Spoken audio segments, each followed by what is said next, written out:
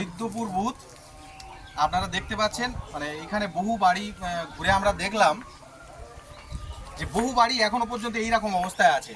মানে আমাদের দুর্ভাগ্য এবং খুব কষ্ট এবং বেদনাদায়ক যে 5 বছর এই বুথের একজন মানুষ তিনি প্রধান হয়েছিলেন, প্রধান হয়ে এইখানকার মেম্বার প্রধান হয়ে 5 বছর শাসন করেছে, রাজত্ব করেছে। কিন্তু এই বুথের অবস্থা আপনাদেরকে আমরা দেখানোর চেষ্টা করছি। আপনারা দেখুন যে এখনো পর্যন্ত এই বুথের মানুষ কতটা কষ্টের মধ্যে আছে। বাবুরমহল অঞ্চল, বদ্দিপুর গ্রাম। এই যে বাড়িটা আপনারা দেখতে পাচ্ছেন, এই বাড়ির যিনি কর্তা আছেন তিনি একজন প্রতিবন্ধী। কিন্তু দুর্ভাগ্যের বিষয় যে এই রাজ্যের মুখ্যমন্ত্রী, এই রাজ্য তৃণমূল পরিচালিত যে সরকার, সেই সরকারের যারা চোর চিটিংবাজ আছে, সেই চোর চিটিংবাজরা তারা প্রত্যেকে ঘর নিয়ে নিয়েছে। কিন্তু কতটা দুর্ভাগ্যের, কতটা কষ্টের আপনারা ভাবুন যে এই একজন প্রতিবন্ধী হওয়ার সত্ত্বেও তিনি কিন্তু এখনো পর্যন্ত ঘর পাননি। আপনারা দেখতে পাচ্ছেন যে ঘরের অবস্থাটা কি। এই ঘরে একজন মানুষ থাকেন, সেই মানুষ এখনো পর্যন্ত ঘর পায়নি, বাথরুম পায়নি, কোনো কেন্দ্রীয় সরকারের কোনো সুযোগ সুবিধা এই ব্যক্তিকে দেওয়া হয়নি। আপনারা সেটা দেখতে পাচ্ছেন। দেখুন ঘরের অবস্থাটা কি। এটা এই মানুষদের হয়ে আমাদের আন্দোলন। এই চোরের সরকারকে আমরা উৎখাত করব এবং এই চোরের সরকারের বিরুদ্ধে আমরা এই আন্দোলন চালিয়ে যাব। আপনি এই যে ঘরে থাকেন, এই ঘরে তো থাকা সম্ভব নয়। আপনার একটা পাকা বাড়ি, যেখানে মোদিজি বলেছেন যে প্রত্যেকের জন্য পাকা বাড়ি, যারা মাটির বাড়িতে থাকে তাদের প্রত্যেকের জন্য পাকা বাড়ি। আপনি বিডিও বা আপনার বুথের তো প্রধান ছিল 5 বছর, পঞ্চায়েতে বা প্রধানের সঙ্গে যোগাযোগ করতে কি বলেছে আপনাকে?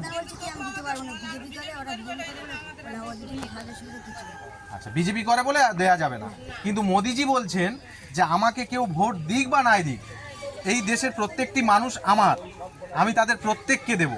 তিনি কিন্তু এরকম বাছাবাছি করেন না।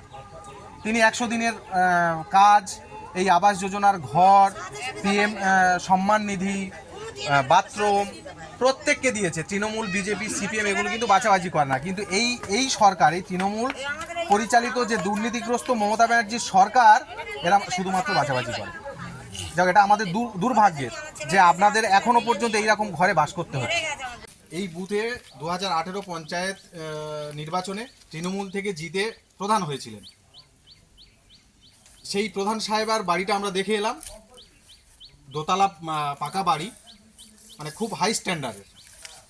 যেখানে দাঁড়িয়ে সেই বুথের একজন মানুষ, এরকম বহু একাধিক আছে আমরা দেখেছি, কিন্তু সেই বুথের একজন মানুষ তিনি আজও পর্যন্ত প্রধানমন্ত্রী আবাস যোজনায় ঘর পাননি।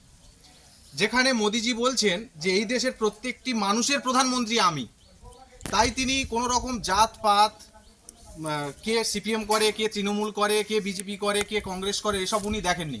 উনি বলেছেন প্রত্যেকটি মানুষ যেন এই প্রধানমন্ত্রী আবাস যোজনার ঘর পায়। কিন্তু এমনই একজন দুর্ভাগ্যের বিষয়, এমনই একজন মুখ্যমন্ত্রী আমরা পেয়েছি, তিনি শুধুমাত্র তৃণমূলের মুখ্যমন্ত্রী।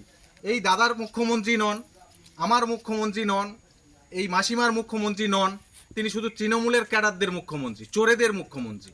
তাই একাধিক ঘর পেয়েছে তৃণমূলের নেতারা।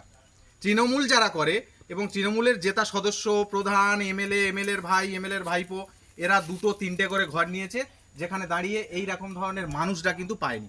তার পরিষ্কার চিত্র আপনাদের সামনে তুলে ধরলাম। আপনারা দেখতেই পাচ্ছেন কোন ঘরে 2024 সালে দাঁড়িয়ে কোন ঘরে এই দিদিভাই, এই দাদা, এই মাসিমারা বাস করেন। আপনাদের সামনে সেটাই রাখলাম। আপনারা দেখেই বিচার করবেন যে এই সরকার প্রকৃত মানুষের পাশে আছে না শুধুমাত্র নিজেদের ব্যাংক ব্যালেন্স প্রতিপত্তি করার জন্য তারা ব্যস্ত আছে।